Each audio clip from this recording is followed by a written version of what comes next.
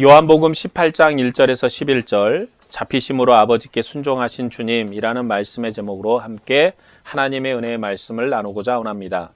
요한복음은 하나님 나라의 생명의 교제가 무엇인가를 증거하고 있습니다. 예수님께서 육신을 입으시고 우리 가운데 오신 하나님의 아들이심을 강조합니다. 이것을 강조함으로 하나님께서 예수 그리스도를 보내셨는데 그를 하나님의 아들로 그리스도이심으로 믿고 그 이름을 힘입어서 영생을 얻게 하시려고 요한복음을 기록하였습니다.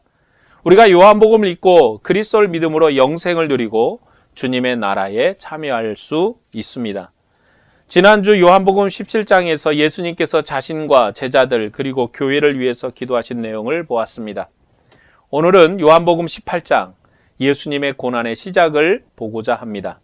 먼저 본문 1절에서 2절의 말씀을 보겠습니다. 예수께서 이 말씀을 하시고 제자들과 함께 기드론 시내 건너편으로 나가시니 그곳에 동산이 있는데 제자들과 함께 들어가시니라. 그곳은 가끔 예수께서 제자들과 모이시는 곳이므로 예수를 파는 유다도 그곳을 알더라. 기드론 시내 건너편은 예수님께서 제자들과 가끔 가시는 곳으로 유다도 잘 아는 친근한 장소였습니다. 공간복음에서는 감난산으로 가셨다, 겟셋만의 동산으로 가셨다고 강조합니다. 요한복음은 기드론 시내를 건넜다고 말합니다. 다윗이 이스라엘 백성의 배척을 받을 때 기드론 시내를 건너서 도망을 쳤습니다. 당시 기드론 시내는 중요한 경계선이었습니다. 이스라엘 백성의 배교로 예수님께서 잡히신 곳이 기드론 시내 건너편이었다고 고난의 첫 장면에서 기록합니다. 그리고 이 장소를 유다도 잘 알고 있었습니다. 예수님께서는 분명히 드러내놓고 밝히 증거하셨기 때문에 듣지 못한 사람이 없었습니다. 자신이 하나님의 아들이심을 숨기지 않고 증거하셨습니다. 특별히 제자들에게는 모든 것을 알리셨고 친밀한 교제를 나누셨기 때문에 유다도 제자들과 같이 이 장소를 잘 알고 있었습니다. 그리고 이곳에서 예수님께서 잡히셨습니다. 3절에서 4절의 말씀을 보겠습니다. 유다가 군대와 대제사장들과 바리새인들에게서 얻은 아랫사람들을 데리고 등과 횃불과 무기를 가지고 그리로 오는지라. 예수께서 그 당할 일을 다 아시고 나아가 이르시되 너희가 누구를 찾느냐. 이 장면을 기록한 마가와 또 누가의 기록을 먼저 보면 마가는 예수께서 무리에게 말씀하여 이르시되 너희가 강도를 잡는 것 같이 검과 몽치를 가지고 나를 잡으러 왔느냐. 누가복음은 예수께서 그 잡으러 온 대제사장들과 성전의 경비대장들과 장로들에게 이르시되 너희가 강도를 잡는 것 같이 검과 몽치를 가지고 나왔느냐라고 기록하고 있습니다. 두 복음서에서는 검과 몽치로 단단히 무장하고 왔다고 기록합니다. 그리고 유다가 군호를 짜서 예수님께 입맞춤으로 주님을 잡도록 했습니다. 예수님께서는 내가 지금까지 공개적으로 말했는데 강도를 잡는 것 같이 잡으러 왔다고 말씀하십니다. 그들은 강도를 잡는 것처럼 검과 몽치로 완전 무장하고 왔습니다. 이것이 두 복음서의 강조점입니다. 그러나 요한복음에서는 예수님께서 그들에게 묻습니다. 너희가 누구를 찾느냐? 주님께서는 잡히실 때에도 그가 원해서 잡히셨기 때문에 앞서 나와서 말씀하십니다. 너희가 누구를 찾느냐? 5절의 말씀을 보면 대답하되 나사렛 예수라 하거늘 이르시되 내가 그니라 하시니라. 그를 파는 유다도 그들과 함께 섰더라. 그리고 6절에 예수께서 그들에게 내가 그니라 하실 때 그들이 물러가서 땅에 엎드려지는지라. 예수님께서 자신을 드러내실 때 무리의 반응은 땅에 엎드려서 두려워하는 것이었습니다. 예수님께서는 자신을 숨기신 적이 없습니다. 너희가 누구를 찾느냐? 바로 내가 너희가 찾는 사람이라고 분명히 말씀하셨습니다. 예수님은 한 번도 어떤 누구에게 자신을 감추신 적이 없습니다. 그리고 주님께서 나를 드러내셨을 때 무리의 반응은 엎드려서 경배하는 것입니다. 이 경배의 반응은 열왕기하 1장의 내용에서 그 배경을 볼 수가 있습니다. 아하시야 왕이 엘리야를 잡으려 할 때 장면을 열왕기하 1장에 기록하고 있습니다. 아하시아 왕이 침상에서 떨어져서 병을 얻었고 잘 낫지 않았습니다. 그래서 사자를 에글론 신 바알세붐에게 보내 이 병이 낫겠느냐 물어보려고 했습니다. 사자가 길을 가다가 엘리야를 만났습니다. 그리고 그가 말하기를 여호와의 말씀이 내가 올라간 침상에서 내려오지 못할지라 내가 반드시 죽으리라 말씀했습니다. 그 일 때문에 아하시아 왕이 엘리야를 잡으려고 50명의 군대를 보냈습니다. 그들이 산꼭대기에 있는 엘리야를 만나 왕의 명령을 전했다가 불살라 죽었습니다. 그리고 다시 50명의 군대를 보냈는데 그들도 불살라 죽었습니다.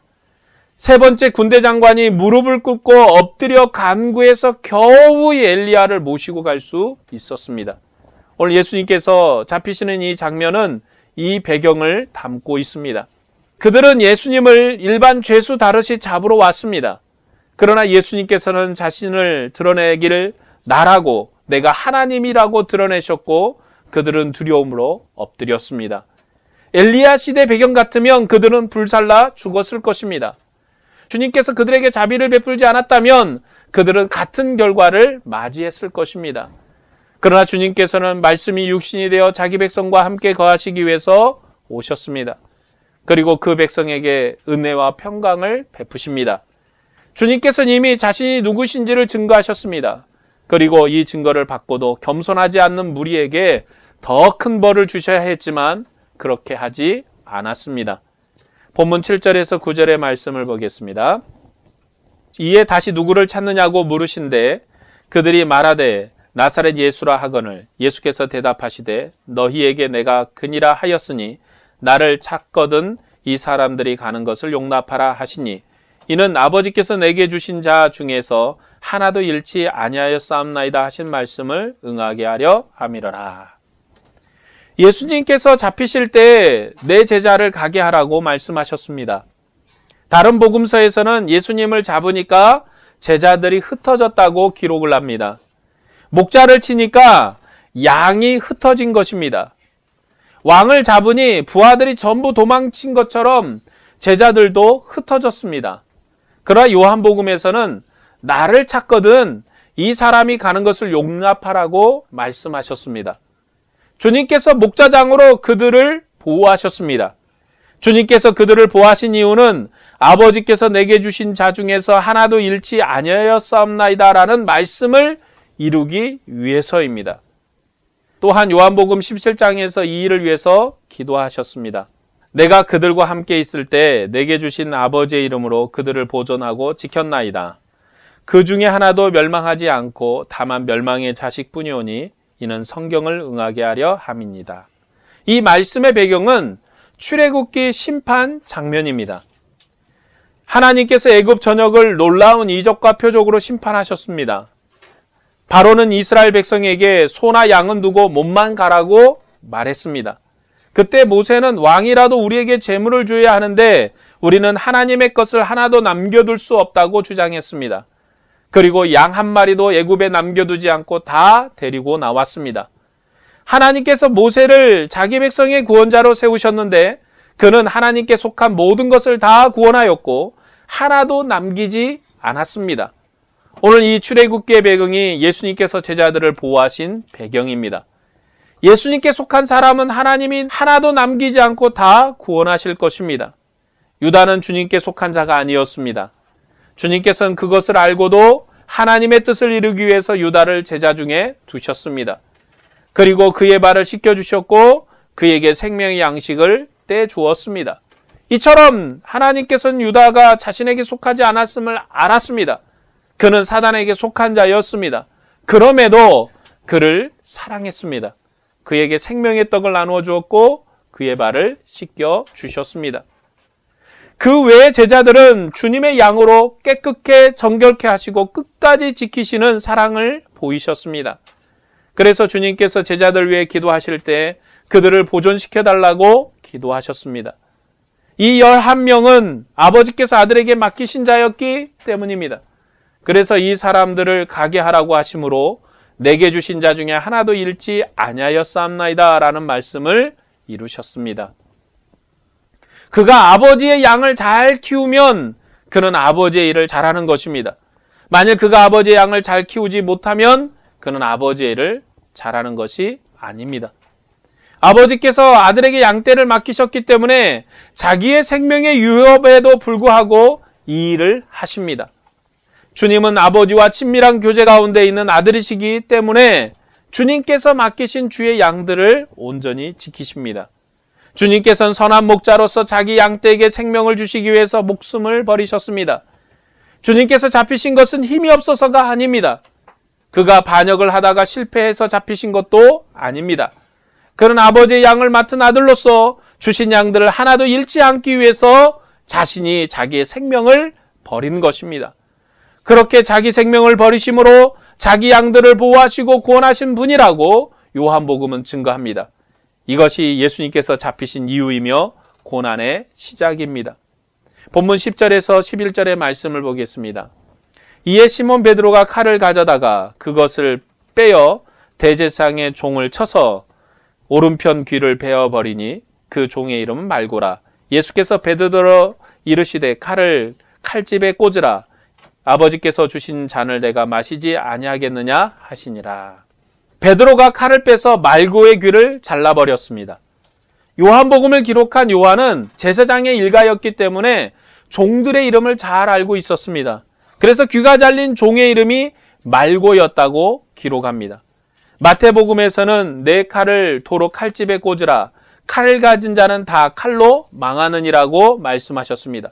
그리고 나서 말씀하시기를 너는 내가 내 아버지께 구하여 지금 12군단 더 되는 천사를 보내게 할 수 없는 줄 아느냐라고 말씀하셨습니다.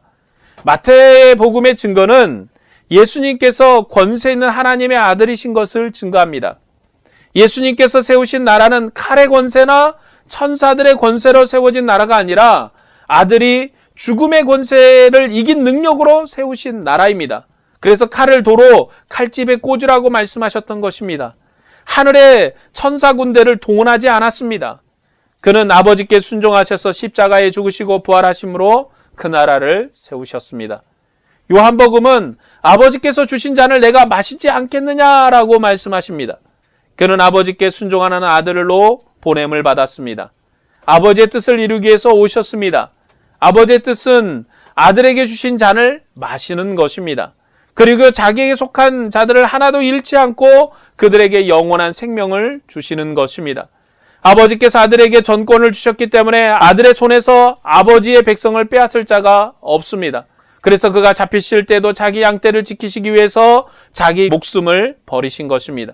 그는 아버지의 뜻을 이루기 위해서 잡은 자 앞에서 반항하지 않았습니다.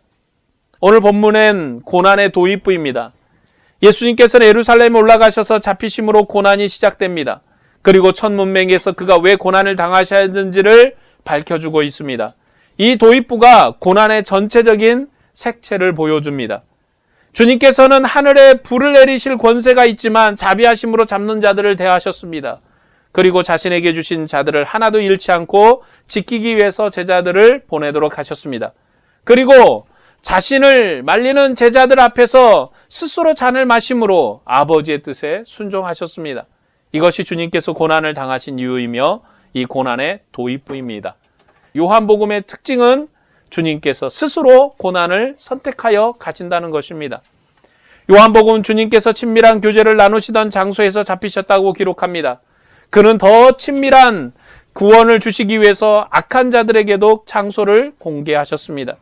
그리고 그가 잡히실 때 그는 참 목자장으로서 아버지께 주신 양들을 하나도 잃지 않았습니다. 그것이 아버지의 뜻이었기 때문에 그는 기꺼이 자기의 생명을 버림으로 제자들을 지켰습니다. 그리고 이제 그가 생명을 버리심으로 더 큰 구원으로 자기 백성을 살리시고 자기 백성에게 영생을 주십니다. 이제 주님께서는 오늘 우리에게 기드론 시내를 건너 동산에서 교제하는 정도가 아니라 아버지 품 안에서 아버지와 함께하는 영원한 생명의 교제를 선물하셨습니다. 이것이 오늘 우리가 누리는 아들의 복입니다. 넘치는 사랑의 복입니다. 오늘도 주님께서 자기의 사랑하는 자를 지키시는데 끝까지 지켜주십니다. 이것이 오늘 우리에게 주시는 메시지이고 교회에게 주시는 메시지입니다. 오늘 말씀을 정리하고 적용하고자 합니다. 끝날에 하나님께서 아들을 보내셨는데 그는 참 목자장이십니다. 그는 세상 죄를 지거나 가는 하나님의 양이십니다. 그리고 자기 백성의 목자장이십니다. 주님은 하나님의 아들이시며 성령으로 세례를 주시는 분이십니다. 그는 자기 백성의 목자로서 아버지의 뜻을 이루기 위해서 고난을 당하셨습니다. 이전에 다윗이 이스라엘 목자로서 하나님의 마음에 합한 자였습니다. 그는 하나님의 영광을 모독하는 골리앗을 참을 수 없어서 그를 죽였습니다. 그리고 자기 백성을 지켰습니다. 다윗이 하나님의 마음에 합했기 때문에 하나님께서 다윗에게 왕권을 위탁하셨습니다. 그러나 다윗의 후손 왕들은 다윗처럼 신실하지 못했습니다. 그들은 하나님을 의지하지 않고 자기 군대를 의지했습니다. 그들은 하나님의 양을 지키기 위해서 전투하는 왕들이 아니었습니다. 자기의 영광을 위해서 전쟁을 벌이고 군대를 동원해서 이스라엘 군병들의 생명을 빼앗은 자들이었습니다. 그리고 이방 왕들을 동원하다가 결국은 일방의 속국이 되는 하나님의 벌을 받았습니다. 이스라엘의 왕들이 신실하지 못했기 때문에 하나님께서 이스라엘의 목자인 왕을 치신 것입니다. 그리고 그들이 다시는 이스라엘을 노략해 먹지 못하도록 왕위를 빼앗아 버렸습니다. 그 후에 이스라엘 백성은 목자 없이 방황했습니다. 이스라엘 백성들은 다윗과 같은 목자가 와서 자신들을 보호해 주기를 간절히 소망했습니다. 그래서 하나님께서 하나님의 아들을 이스라엘의 목자로 보내셨습니다. 이 하나님의 아들은 목자장으로서 아버지께 죽도록 순종하셨습니다. 그는 자신에게 주신 양을 잃지 않기 위해서 아버지의 뜻을 따라 자기를 버리심으로 아버지께 순종하셨습니다. 그는 죽음 이전에도 보혜사로서 아버지의 양들을 보호했습니다. 그리고 그가 가시면 다른 보혜사를 보내심으로 계속 자기 백성을 보호하실 것입니다. 그는 아버지께 가셔야 합니다. 그리고 그가 기도하신 것처럼 아버지께 제자들을 보호해 주셔야 합니다. 그래서 아버지께서 다른 보혜사 성령을 보내신 것입니다. 주님께서는 스스로 자원해서 죽으신 것입니다. 그는 하늘에서 불을 내릴 권세가 있지만 스스로 잡히셨습니다. 누가 잡아간 게 아닙니다.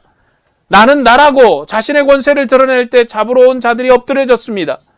그는 그들을 심판할 수 있었지만 세상을 이처럼 사랑하신 그 사랑으로 자비를 베푸셨습니다. 그는 자기 양을 지키기 위해서 스스로 자원해서 잡혀갔습니다. 그는 아버지의 뜻에 순종하셨습니다. 오늘 이 주님이 우리와 함께 계십니다. 이것이 우리의 영생입니다. 이것이 바로 우리의 구원입니다. 우리와 함께 하신 주님은 자기의 권세도 불구하고 자기의 권세로 불살라 죽일 수 있는 권세를 가지고 있음에도 불구하고 그는 사랑과 자비로 그들을 잡는 자들을 대하셨습니다. 하물며 주의 사랑하는 자는 어떠한 사랑으로 대하시겠습니까?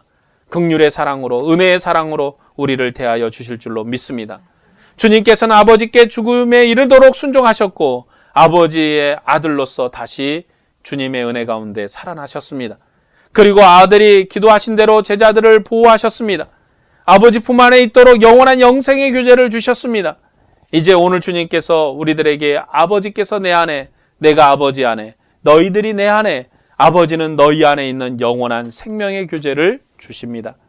창세전에 아들이 아버지와 함께 했던 그 영광으로 우리를 하나 되게 하셨습니다. 그리고 교회를 그의 영원한 거처로 삼으셨습니다. 예수님께서는 제자들과 영원히 함께 하시면서 그들을 인도하실 것입니다. 주님께서는 생명의 목자장으로 우리에게 오셨습니다. 하나님께서는 길을 잃어버린 양처럼 방황하는 우리를 사랑하셔서 그 아들을 우리에게 목자로 세우셨고 우리를 인도하여 주십니다. 이방인뿐만 아니라 유대인까지도 들짐승처럼 살았습니다. 그러나 하나님께서 창세전에 택하신 자기 백성을 버리지 않았습니다. 이스라엘 왕들은 하나님의 위임을 받은 목자로 세워졌지만 그들은 하나님의 양들을 노략질했습니다. 결국 그들은 이방 왕들에게 나라를 빼앗기는 수모를 당했습니다. 그 후에 이스라엘 백성은 들짐승처럼 방황했습니다. 이방인 된 우리들은 처음부터 하나님도 율법도 성전도 없이 자기 욕심을 따라 들짐승처럼 살았습니다. 우리가 이치와 도리로 윤리를 말했지만 하나님을 모르는 들짐승에 불과했습니다. 왜냐하면 처음부터 하나님이 없었기 때문입니다. 이런 들짐승들을 위해서 하나님께서 그의 아들을 보내셨습니다. 들짐승 같은 죄인된 우리를 사랑하셔서 하나님의 아들이신 예수님을 믿게 하셨습니다. 하나님께서 세상을 사랑하셔서 아들을 보내셨기 때문에 아들은 아버지의 사랑으로 제자를 사랑하셨습니다. 그리고 잡히실 때까지도 그들을 끝까지 사랑하셨습니다. 이처럼 주님께서는 이전의 왕과는 다른 왕이십니다. 이전의 거짓 목자와는 다른 참된 선한 목자십니다.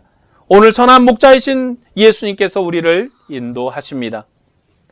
이제 우리가 예수님을 하나님의 아들로 믿으면 하나님의 품 안에 살고 악한 세력이 도저히 만질 수 없습니다.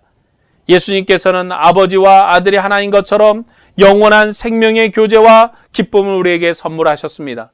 이제 주님께서 선한 목자로서 우리 마음 안에 계시면서 우리를 인도하십니다. 부활의 주님께서 우리의 생명의 주님이십니다. 다시는 우리는 죽음의 권세 때문에 도망쳐서는 안 됩니다. 주님께서는 창조의 처음부터 아버지의 말씀으로 만물을 창조하신 분이시고 지금까지도 구원의 일을 쉬지 않으시는 분이십니다. 그런 주님께서 십자가의 죽으심으로 구원의 큰 일을 다 이루셨습니다. 이제 주님께서 영원한 생명의 목자장으로서 하나님과 함께 걸을 수 있도록 우리를 인도하십니다. 교회는 세상의 빛의 증인으로 생명의 증인으로 보냄을 받았습니다. 이 영원한 영생을 온 세상이 누리도록 하기 위해서 교회를 보내셨습니다. 이 놀라운 은혜의 역사를 세상에 증거하라고 교회를 보내셨습니다. 때문에 교회는 보이는 세상 질서를 따라서 살아서는 안 됩니다. 주님께서는 이 세상 누구도 부인할 수 없는 하나님의 표적을 보이셨습니다. 그리고 제자들은 주님이 아버지께 보내신 목자임을 믿고 그를 따랐습니다. 그 제자들의 증거를 교회가 가지고 있습니다. 제자들이 증거한 주님은 하나님의 아들이시며 영원한 생명을 주시기 위해서 자기 생명을 주신 분이십니다. 그리고 그는 우리를 하나님 품으로 인도하시는 영원한 목자장이십니다. 이제 주님께서 다시 오셔서 만물을 새롭게 하실 때까지 자기 백성을 한 명도 잃지 않고 다 구원하시고 인도하실 것입니다. 이 구원을 세상에 증거하기 위해서 교회를 이 세상 가운데 남겨두셨습니다. 이제 교회는 예수님을 하나님의 아들로 믿으면 영원한 생명이 있다고 확실하게 증거해야 됩니다. 그런데 우리 주변에는 거짓된 이단들이 많이 있습니다. 신천지, 통일교, 하나님의 교회 등등 그들이 거짓 주장으로 많은 사람을 현혹하고 많은 사람이 따른다고 해서 그들은 하나님이 아니며 자기 목숨도 구원하지 못할 자들입니다. 그들은 거짓말쟁이입니다. 예수님께서는 하나님의 아들, 우리 구주이심을 확실히 믿고 바른 증거를 해야 됩니다. 죽었다 다시 살아나신 예수님만이 우리에게 영원한 생명을 주시는 구원자십니다. 예수님께서 우리를 사랑하셔 자기 목숨을 주신 분이십니다. 죽었다가 다시 살아나신 분이십니다. 그 주님께서 자기 백성을 영원히 생명으로 인도하실 것입니다. 그는 살아나신 하나님이시기 때문입니다. 우리는 이 주님을 증거하는 교회입니다. 우리들은 주님만이 구원이라고 증거하는 교회입니다. 오늘 우리가 먼저 이 증거를 따라 주님의 상에서 주님의 피와 살에 참여하는 풍성한 생명의 규제를 누리시기를 바랍니다.